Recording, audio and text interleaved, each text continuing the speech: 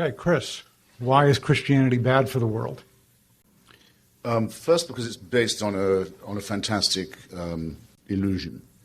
Let's say that the consensus is that our species, we being the higher primates, Homo sapiens, has been on the planet for at least 100,000 years, maybe more. Francis Collins says maybe 100,000. Richard Dawkins thinks maybe 250,000. I'll take 100,000. In order to be Christian, you have to believe that for 98,000 years, our species suffered and died, most of its children dying in childbirth, most other people having a life expectancy of about 25, dying of their teeth, famine, struggle, bitterness, war, suffering, misery, all of that for 98,000 years. Heaven watches it with complete indifference. And then 2,000 years ago thinks, that's enough of that. It's time to intervene. The best way to do this would be by condemning someone to a human sacrifice somewhere in the less literate parts of the Middle East. Let's appeal to the Chinese, for example, where people can read and study evidence and have a civilization. Let's go to the desert and have another revelation there. This is nonsense. It can't be believed by a thinking person. Why am I glad this is the case? To get to the point of the wrongness in the other sense of Christianity. Because I think the teachings of Christianity are immoral.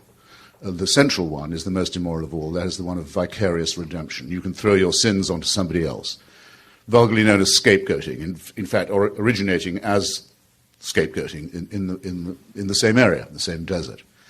I can pay your debt if I love you. I can serve your term in prison if I love you very much. I can volunteer to do that. I can't take your sins away because I can't abolish your responsibility, and I shouldn't offer to do so. Your responsibility has to stay with you. There's no vicarious redemption.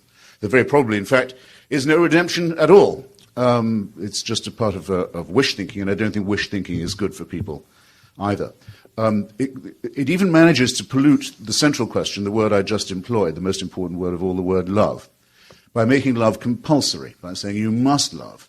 You must love your neighbor as yourself, something you can't actually do, but you'll always fall short, so you can always be found guilty.